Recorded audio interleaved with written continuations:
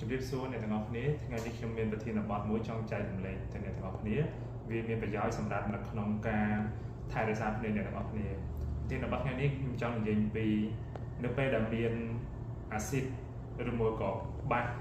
ឬមួយក៏សារជាតិគីមីផ្សេងៗដូចជាថ្នាំសម្រាប់សត្វល្អិតសាប៊ូអញ្ចឹងទាំងអស់ហ្នឹងដែលចូលភ្នែកដែលវាមានសារជាតិកាត់ខ្លាំងនៅពេលដែលវាចូលភ្នែក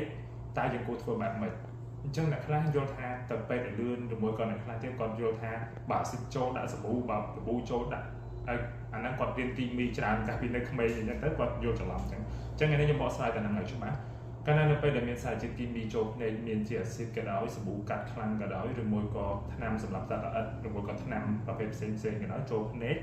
អញ្ចឹងរឿងដែលបងប្អូនអាចធ្វើបានមុននឹងមកមន្ទីរពេទ្យគឺបងប្អូនគួរតែបានលាងភ្នែកជាមួយនឹងទឹកស្អាតអាចជាទឹកសុទ្ធលីយ៉ងប្រភេទលីយ៉ងប្រភេទវីតាប្រភេទណាក៏ដោយឲ្យតែជាទឹកសុទ្ធដែលបងប្អូនយល់ថាវាស្អាត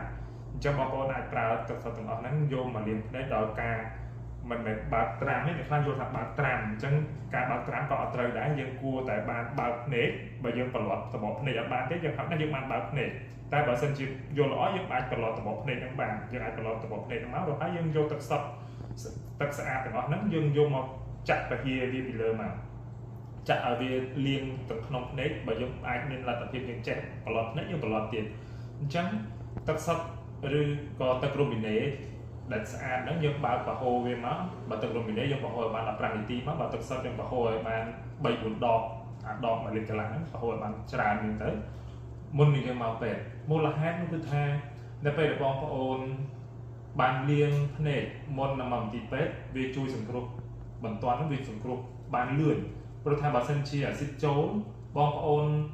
បិទភ្នែកខ្ជិបបិទភ្នែកកាន់ស្គប់ភ្នែកតម្រង់តារោពេទ្យភ្នែកឃើញមិនដឹងជាពេលណាអាចនឹង5គីឡូ10គីឡូដីពីផ្ទះបងប្អូនមកមន្ទីរពេទ្យអញ្ចឹងពេលហ្នឹងអាស៊ីតវាកាត់ភ្នែកកាត់អីខូចបាត់ហើយអញ្ចឹងមកដល់មន្ទីរពេទ្យខាងគ្រូពេទ្យក៏ពិបាកនឹងជួយសង្គ្រោះភ្នែកបងប្អូនដែរអញ្ចឹង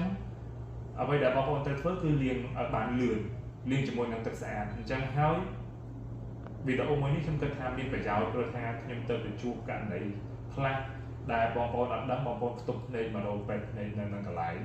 ចំណាយពេល2-3ម៉ោងមកដល់អញ្ចឹងវាអាចនឹងយឺតពេកអញ្ចឹងខ្ញុំគិតថាវីដេអូមួយនេះវាពិតជាមានប្រយោជន៍សម្រាប់បងប្អូនអញ្ចឹងបងប្អូនជួយចែករំលែកតគ្នាដើម្បីថែរក្សាភ្នែកទាំងអស់គ្នាអរគុណសូមជម្រាបលា